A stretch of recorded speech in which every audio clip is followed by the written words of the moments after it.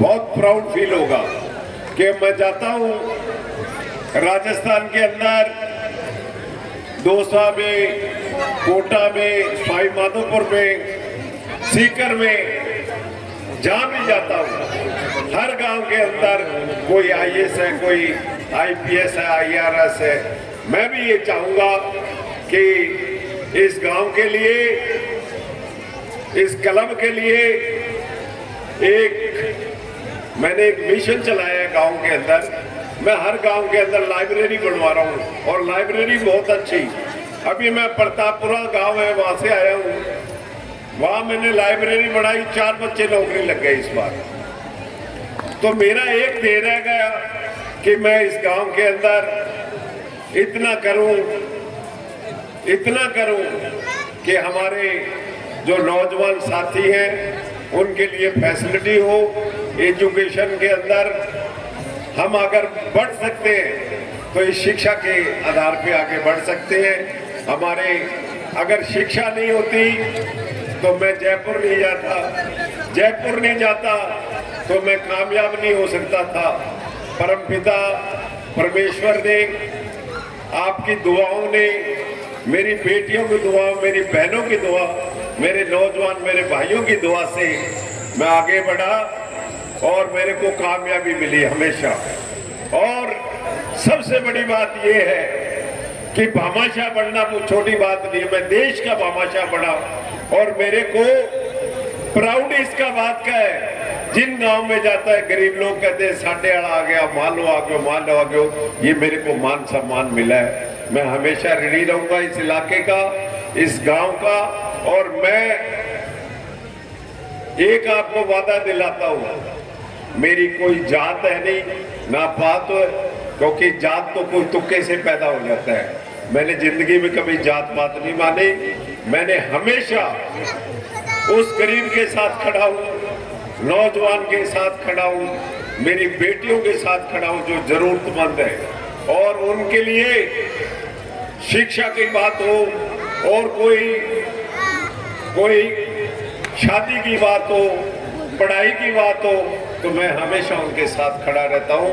और मैं एक गांव वालों को, यहाँ लोगों को भी कहूंगा कि कई हमारे बहुत टीचर लगे हुए हैं, अच्छी नौकरियां लगी हुई है, आप भी सहयोग करो, गरीब की मदद करो।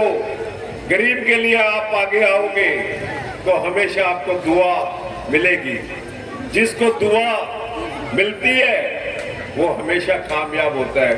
मैं आपसे बीच में आया, आपसे मैंने आशीर्वाद लिया। राम नाटक क्लब ने जो सम्मान दिया वो बहुत ही उच्च कोटि का है। और मैं इस बार मैं चुनाव भी लड़ रहा हूं, मैंने कभी कुछ से मांगा नहीं। मैं सच्चाई और ईमानदारी के लिए चुनाव लड़ रहा हूं, मैं उस गरीब के लिए चुनाव लड़ रहा हूं, मैं उस बेटी के लिए चुनाव लड़ रहा हूं, मैं उस किसान के बेटे के लिए चुनाव लड़ रहा हूं।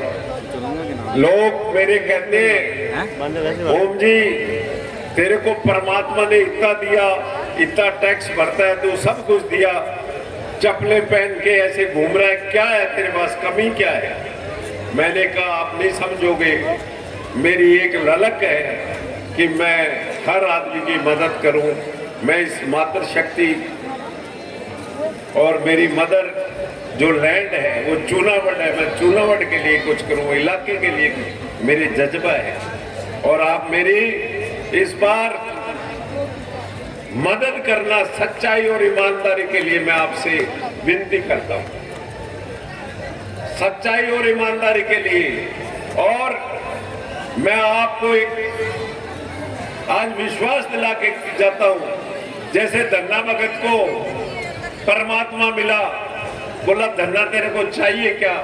बोले चाहिए कुछ नहीं, मेरे को कुछ नहीं चाहिए, मेरे को तो मिल गया। और मेरे को भी चाहिए कुछ नहीं, मैं तो बढ़ने के बाद तनख्वाह भी होगी वो भी नहीं लूंगा, वो भी गरीब बच्चों में दूंगा।